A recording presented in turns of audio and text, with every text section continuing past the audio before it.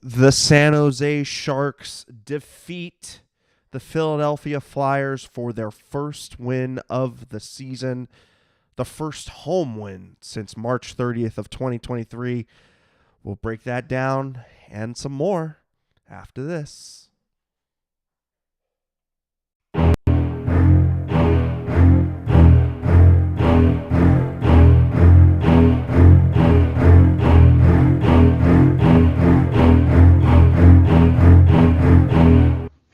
But first, if you want to be a part of the show and join the conversation, come chat with us and fellow Sharks fans on the page or the social media apps, that being the YouTube chat, X, Instagram, Facebook, Threads, Discord, TikTok, Reddit, all of that and more at tealtownusa.com.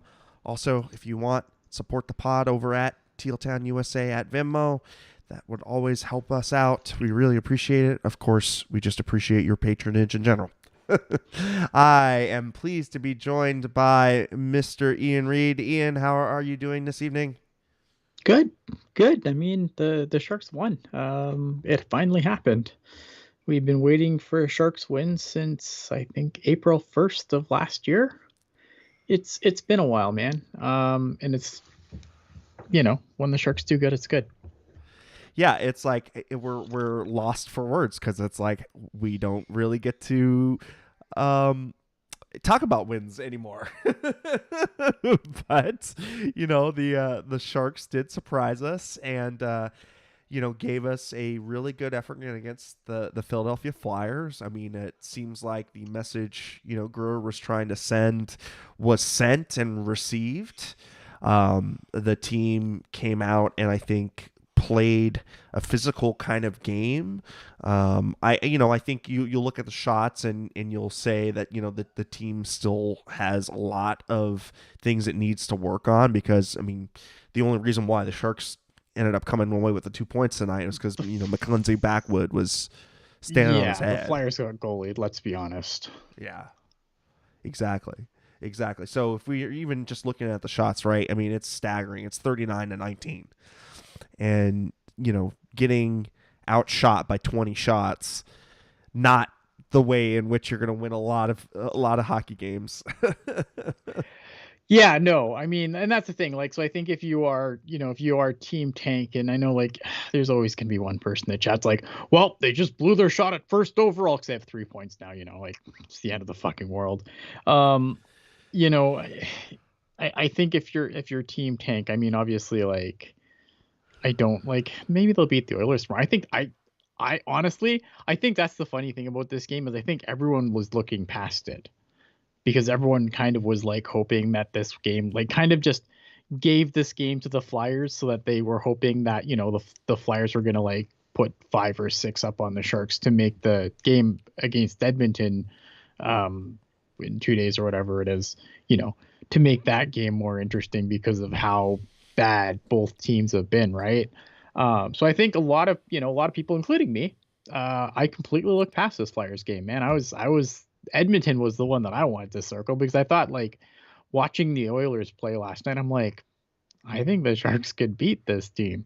And then obviously, like, just for the sickos out there, just to see what happens in the fallout of that, right? But no, I mean, look at the Sharks. They did a lot of good things tonight. They did some not so good things, but at the end of the day, they pick up their first win of the season. And you know what? I'm not going to get mad that they won a game, right? Like, Exactly. I've said this many times. I said this every show last year where I came on after a win. Like, I'm not going to come on here and bitch about winning. Like, I'm going to enjoy it.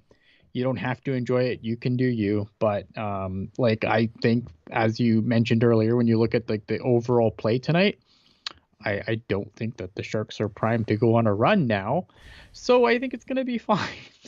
Yeah, no, exactly. I think we really do need to echo, to everybody, listening in that, the overall, the stats bear out, a different kind of game that was played tonight. And I think, you look at the way in which the Sharks started. Of course, they were going to have a little bit of juice because, let's face it, they just got tongue lashed, right? So, if they didn't come out with some juice, you would start to question, whether or not, these are professional athletes. But Anthony Duclair gets the goal scoring started early at 1:43. It's his third goal of the season, and LeBanc and Granlund getting the assists. And I thought that line tonight actually, between them and the Hurdle line, those were the two best lines I think working for them. And I felt Duclair used his body a lot more tonight. I thought that Granlund, looked as if he wasn't overplaying the center position. I feel like sometimes he has I didn't like Granlund tonight, honestly. Like Granlund, I don't know. I didn't like Granlund's game tonight. I thought he was kind of the anchor on that line. So I'm going to tell you that I think in general, Granlund's play has been the anchor, for the majority of the season. I will say that I think he maybe picked his spots a little bit better tonight versus other nights. So I still feel like he's a slow player, right? And I still feel like he's a player that, let's face it, he's on the back nine of the career, and he doesn't look, he looks this side of 30, right? So yeah, he's at the end of his career, and you can't expect him to be playing like he was once when he was in his 20s. But I think tonight you did see a little bit better vision. It was nice to take the heat off of Luke Cunnin for a game. Exactly. So,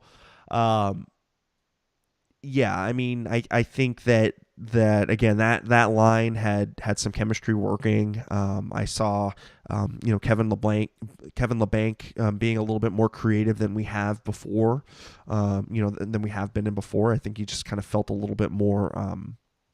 He was on an offensive line, right? Like I think the thing with LeBanc is he gets just slotted wherever, like, and he gets in and out of Quinn's doghouse, and then he just plays on, like, he's another guy who I think is a really underrated playmaker, and I think that pass kind of showed that today. Yeah.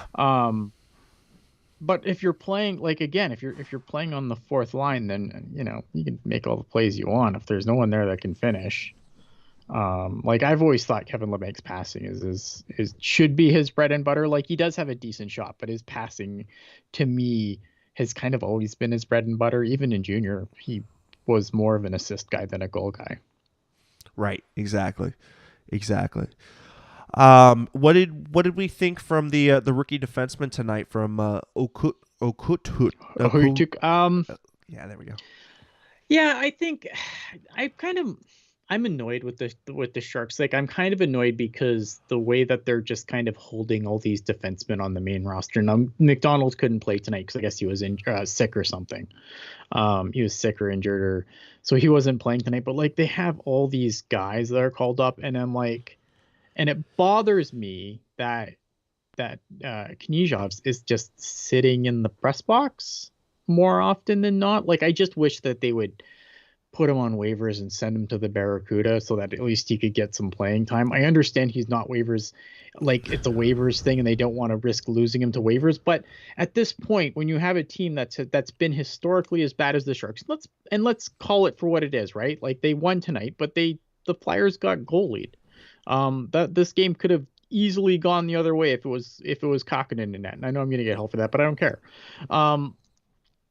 If Kaapo Kakkonen's in net, I worry about a game where they get outshot 40 to whatever it was they got outshot by, right? Yeah, but so basically 2-1. Like if, like I like Knyzhov, but like if you lost him to waivers, big deal. If he's not good enough to play on this team on a nightly basis, but he's too good to lose through, like I just wish like they would send one of these guys down and like so that they could play regular like Thrun's doing right now, right? Like that's to me, that's what I want to see.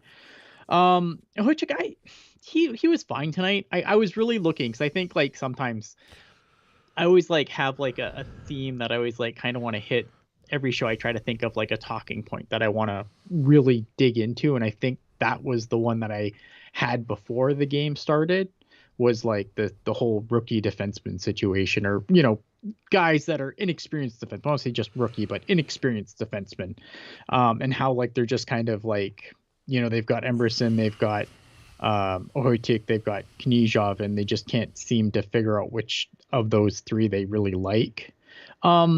I think Hotuk was fine. I liked his like he's a guy like he's never going to blow you away with this skill. I think he's always going to be more of a I'm going to destroy you in the corner defenseman than anything else. But I didn't mind his game tonight. I don't know what I think of him overall at this point. I think I like Kanija better, but after like I thought he played a decent game tonight. Yeah. Well, going into the second period, the Sharks would score again. What? more than one goal? Crazy. William Eklund would get his second in the season on the power play, with Anthony Duclair getting the assist. And, Eklund just doing a really good job of positioning his body, in coming in on the rush.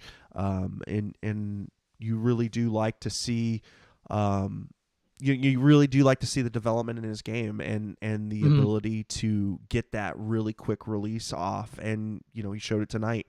When he's given some time and given some space, he can do some really, really creative things with the puck.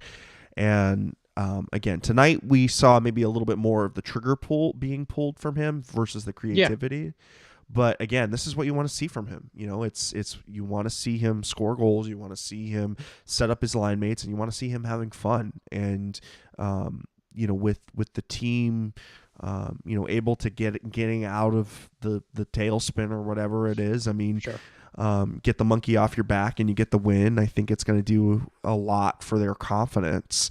I'm not going to say that they're going to be any match for. The Oilers, because I think the Oilers are. Have you watched the Oilers play this year? It's bad. It's bad. It's bad. Now they called up Kevin Pickard, which I think is going to be interesting. I'm curious to see how that works out for them, because Skinner and Campbell have both been awful. Jeff Skinner, wrong Skinner, Ian.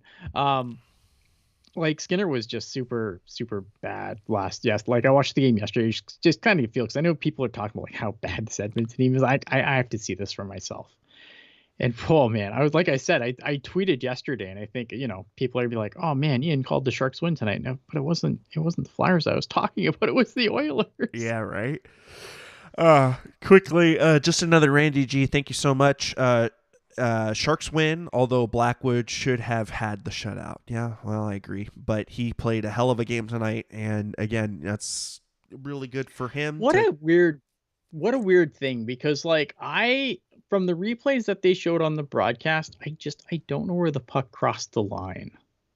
We'll get into that in just a second. Jerry F. Also, finally, a Sharks win. My son William and I watched this one, and after all the consistent horrible losses, this felt awesome. Yeah, it did. Absolutely. Awesome. It does. It was nice to be excited about the end of a Sharks game, especially after look at guys. Again, we all know the score this year, but these allowing 10 goals, that's just embarrassing, man. I don't know how. I don't want to watch that team for 82 games. So I'm glad that they showed a little something this game. And I did want to get back to the Edmonton, into the Edmonton game, because you talk about a team that's not showing anything right now. It's them, and they almost looked as lifeless as the Sharks did, and not saying something when you have Connor McDavid on your team and Leon Draisaitl. I don't think he's healthy. Yeah, no, something's wrong with him. Yeah, I think so too. He just doesn't look like himself right now. We got a couple more super chats coming in. Chris, thank you so much. Appreciate it. And then we also got Broden Smith. Thoughts on Eklund's game? We thought that he played very good. I thought Eklund played really good. I was concerned, but when they put him on Hurdle's line, just because I think they haven't put him on Hurdle's line, because obviously my thing about Hurdle, because everyone always oh, what's wrong with Hurdle? Nothing's wrong with Hurdle. He's playing against the best competition of every team, because that's the only guy on the Sharks you have to shut down. And I think they didn't want to put Eklund there because I think they were worried that he was going to just get caved in by the other team's best defenders, and that didn't happen tonight. William Eklund was really, really good tonight. I've liked William Eklund's game all year for the most part. I don't think there's been a game from William Eklund that I haven't been happy with. But I thought, look at that line. That line did some good stuff. I'll be excited if, like when a guy like Barabanov gets back, and you can really have like a line. Although I thought Zetterlund on that line was great too. So I really liked Eklund's game all year, and I thought him and Hurdle did pretty good, all things considered. Oh, I agree. Again, the shot totals are going to be are going to be what they are, but I thought when the Hurdle Eklund were on the ice together, I thought that they did a lot of good things. So. Well, I thought that they did some good things too, and if you look at Hurdle as a guy who came up as a young shark, and learned from some really great pros, I think he can give some some helpful hints and help guide and steer Eklund on his line, and hopefully they'll keep them together and continue to have a little bit of chemistry there. And then it'll be interesting to see when Logan gets back and how exactly the lines are going to end up shaping out when you get, another center coming back. But I mean, going back to the Sharks' next opponent, I mean, is it time for a goaltending trade already in Edmonton, Ian? It was time. It's been time for forever, in my opinion. Like, Jack Campbell, I don't think Jack Campbell was that good in Toronto. So why the Oilers thought that they were going to do better with, the Oilers have done this weird thing where they've kind of just signed all these Leaf cast-offs and expected better results with a less deep team. Right. And I think the other thing that I continue to see with Edmonton is the blind spot when it comes to bottom six depth and just depth period. Like their defensive depth. Their defense is brutal. Exactly. Their defense is bad. Their goaltending's brutal. Again, I don't know why you would go and sign Jack Campbell to that deal. He's going to spend the rest of that deal in the AHL at this rate, depending on what Cal Pickard does for them, being called up. But, as bad as the goaltending's been, and it's been bad, the defense hasn't been good for the Oilers either. So I'm fascinated to see how this game goes, because again, obviously, this is a team that can, that has players that can absolutely hurt you offensively, but defensively they're kind of a tire fire. And again, I think the Sharks are obviously, they're going to play Cal Pickard in his first game being called up from the AHL, but with the goals that the Oilers were letting in, again, I was like, this is where the Sharks are going to pick up some points. I didn't think they'd pick up points tonight, so that was a pleasant surprise. So maybe we don't want them to. I think if they beat Edmonton, I think they'll be tied in the standings, and then everyone's going to completely lose their shit. But. This was Denver Doyle bringing up something great in the chat, and when it comes up, I will. There we go. All right, on cue. Edmonton trade for Blackwood, leverage an Edmonton first rounder. So I was wondering about that, if they would make a call to San Jose on one of the goaltenders. No, there's others. Look at if you're Edmonton, you're not calling the worst team in the league and saying, "Hey, give me a goalie." You're calling the Boston Bruins. You're calling the New York Islanders. That's who you're calling. You're not calling San Jose to fucking get Mackenzie Blackwood. You're saying Boston. Boston, what will it take to get Jeremy Swayman? You're going to the island and saying, what would you, I know now Varlamov has a full no trade. So, but you're calling the Islanders and being like, hey, Simeon Varlamov, what's up? You're not calling. I don't know. And if you're the Sharks, I've been asked this a few times, and I think if you're the Sharks, you're walking. I understand that you're not going to be competitive anytime soon, right? I think anyone who thinks this is going to be a 1 year thing and they're going to be great next year, they're wrong. But you're going to walk Kaapo Kahkonen into free agency this year, probably. Yeah, I mean, he hasn't really shown you. You have two rookie guys in the AHL who I think, I've liked Georgi Romanov's game, but let's not get silly and be like, okay, you know what? Georgia Romanov's been really good so far. How many games in? It's time to get rid of Mackenzie Blackwood and roll with re-sign Kapanen and you know, bring up a guy like Georgi Romanov or Magnus Krona, who is still looking for his first win, or Mäkiniemi if he's ever healthy, which at this point it doesn't look like that's the case. So, I don't know. So what? I understand. So the would you idea keep? behind it, but Would I you just keep don't Blackwood? Would you keep Blackwood Yeah. longer than this year? Yeah, I mean he's signed for 2 years. See what happens, right? If it all goes to shit and he turns to shit, then you find a new guy. But I like how the Sharks have approached goaltending because they haven't made any big extent, they haven't made any big deals with anyone. It's always been, it was James Reimer for 2 years. Now it's Kaapo Kähkönen for 2 years. Now it's Mackenzie Blackwood for 2 years. Figure out a guy that you think's going to be a guy who can still be around when you pull out of this thing, depending on how long that is. I think the Sharks do want that to be sooner than later.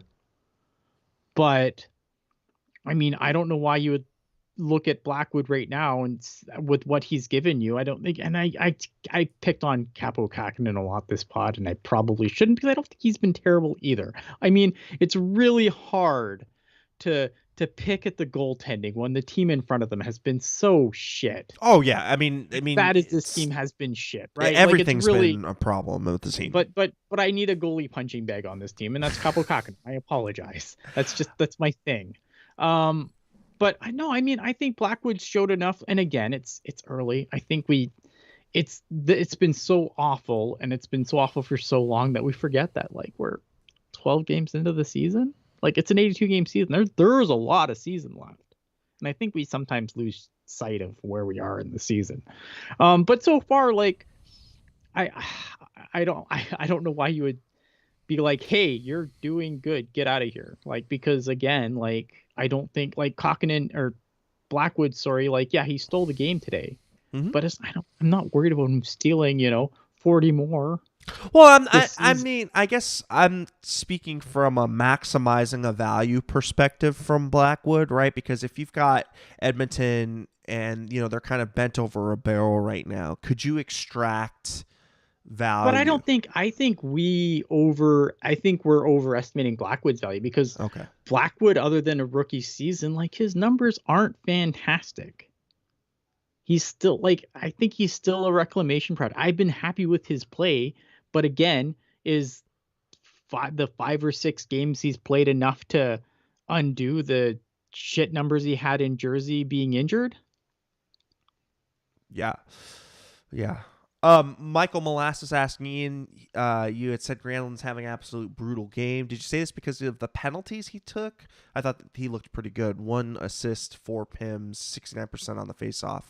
I think. Yeah, he won faceoffs. I'll give him that. He won draws. I just I don't know. I didn't like his game. I just thought that some of the penalties he took were pretty fucking brutal. Really obviously, really obvious, really dumb penalties. And I thought it's clear the skating isn't there anymore. That's the biggest thing when I watch him. It's the hands are still there, but the legs, man, he just cannot get from A to B all that efficiently. Yeah, I just thought too many plays died when the puck went towards him this game. That to me, that's what I have an issue with. The puck exploded on a stick.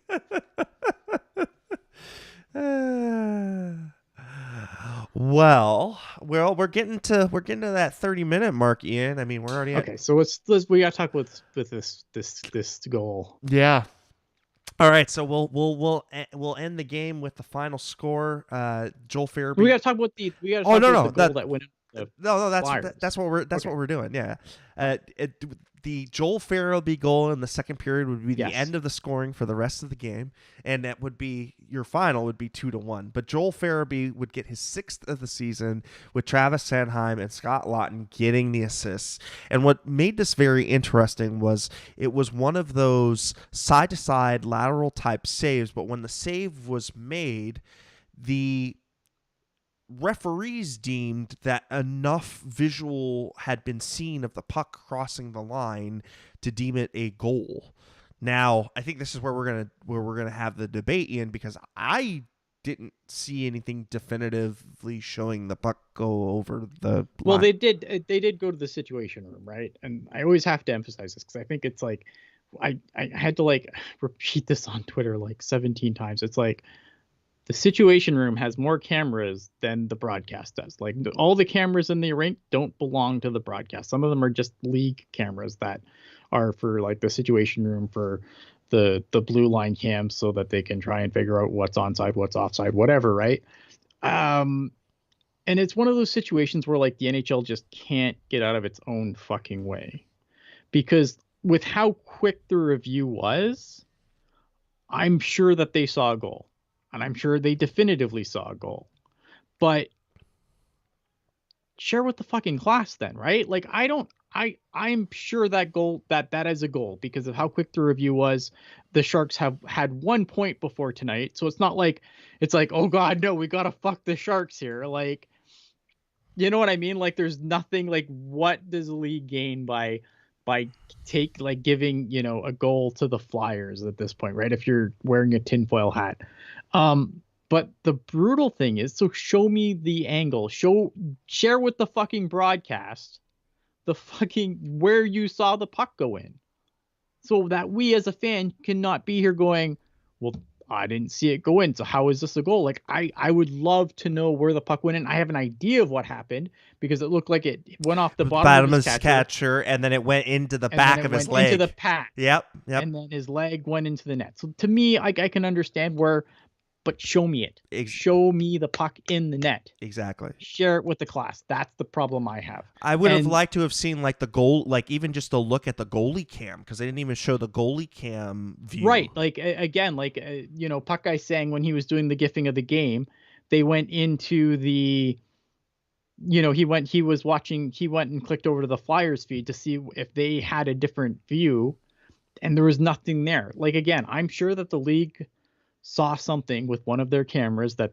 is their camera specifically that showed a goal. I just wish that they would have showed it to everyone else because it just for transparency's sake, right? Like again, I'm not going to sit here and be all fucking,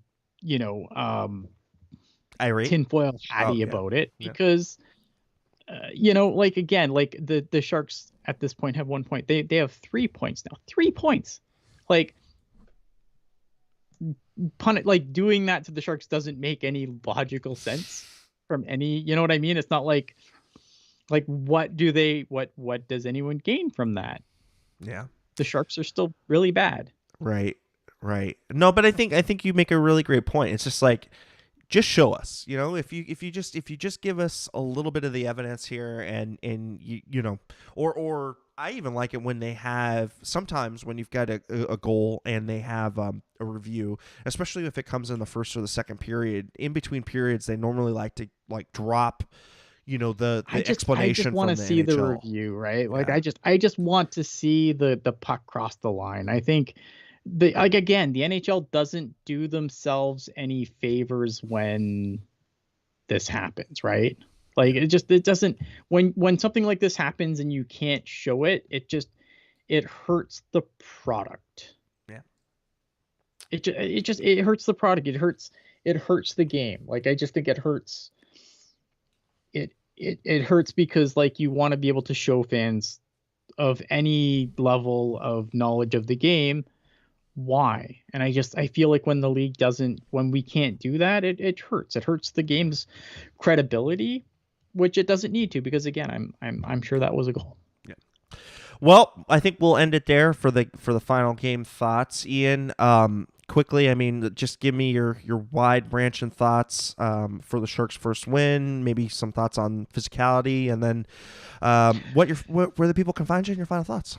Yeah, no, I think if you obviously look at Mike Greer went and talked to the team the other day, and the credit to the team, they responded. I think, a lot of criticisms that have been levied at this team were addressed tonight.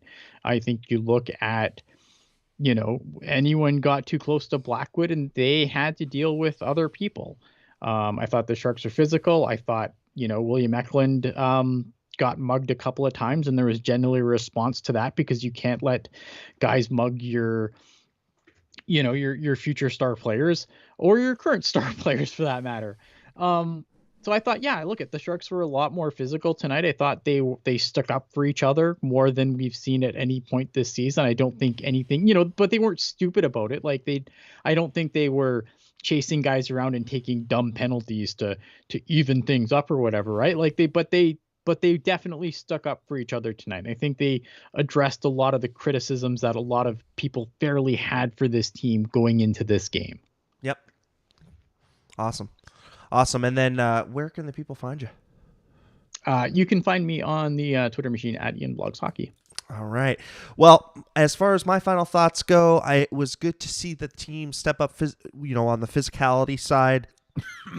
It was good to see the team, I think picking up the young kids, right, and making sure, if Eklund was going in, crashing the net hard, that he had some backup. So that was good to see. Good to see Mackenzie Blackwood also getting some backup from the players too. So very happy to see that. Look, if anyone fucking deserved something in the W column, it's Mackenzie Blackwood.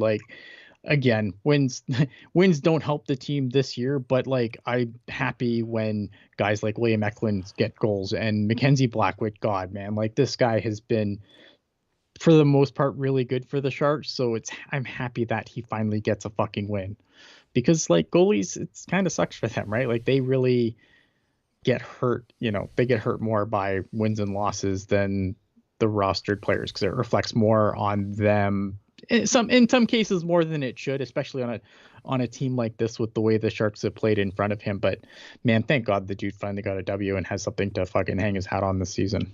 Yeah, and I can sorry. I'm just getting, there's CUDA questions. Oh, I'll go on the CUDA. Barracuda played. I thought the Barracuda played two really good games this weekend. They played the Calgary Wranglers. It's the best they've looked all year, and they had a did they lose in overtime the first game? I can't remember. They lost one game but won the other one, and won the other one pretty convincingly. Put some pucks behind Dustin Wolf, which is not an easy thing to do. Calgary Wranglers have been a good team so far this year. They're only negatives in the stat column have come against the Barracuda, so I think they won in overtime and lost a game. So yeah, I mean, good for the Barracuda. Nice to see some things turn around. Nice. It's just nice to have nice things for this team, right? I was pretty hard on the Barracuda last time I was on, even because, again, I didn't want to get too excited over, an overtime loss against the Wranglers. They played better and they only allowed, a couple of goals, and so everything's good. But I didn't want to get too high on that just based on the way the Barracuda, but they came back and they played a really good game Sunday, and I'm hoping that this is a trend of something, the start of something for the Barracuda, because unlike the Sharks, the Barracuda gained nothing by being bad. They're just a bad team in the AHL. So I'm hoping that's the start of them kind of turning things around, and hopefully we can start stringing some wins together in the AHL. Yeah, for sure. And as far as my final thoughts go, I just want to continue to see the team build upon what they're doing. I liked the meat and potatoes type of style that they played tonight, and I like the physicality. So I'd like to continue to see more of that. And as far as where you can find me, you can use my first name, that's ERIK, last name LANDI.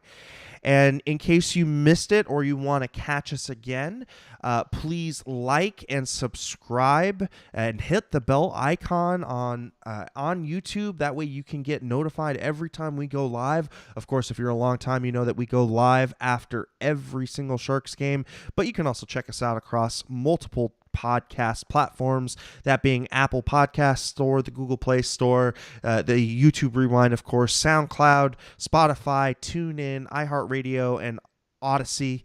We are across all of those platforms, and we would love for you to come check us out on the audio. And then we're always available at tealtownusa.com.